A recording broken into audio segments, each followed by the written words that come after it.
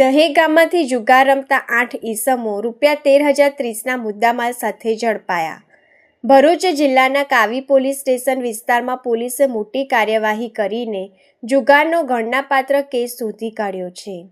દહેગામ ગામે કાવી રોડ પર આવેલી એક દુકાન સામે ખુલ્લી જગ્યામાં પત્તા વડે પૈસાની હારજીતનો જુગાર રમાઈ રહ્યો હોવાની બાતમી હેડ કોન્સ્ટેબલ જયદીપસિંહને મળી હતી. મળેલી ચોક્કસ બાતમીના આધારે પોલીસે પંચોને સાથે રાખી સ્થળ પર દરોડો પાડ્યો હતો. પોલીસ રેડ દરમિયાન જુગાર રમતા 8 ઈસમોને રંગે હાથ ઝડપી પાડવામાં આવ્યા હતા. પોલીસે આરોપીઓ પાસેથી રોકડા ₹11,530, 3 નંગ મોબાઈલ તથા જુગારના સાધનો મળી કુલ ₹13,030નો મુદ્દામાલ કબજે કર્યો છે. પોલીસ ઇન્સ્પેક્ટર KM ચૌધરી અને તેમની ટીમ દ્વારા આ સફળ કામગીરી કરીને કાયદેસરની કાર્યવાહી હાથ ધરવામાં આવી છે.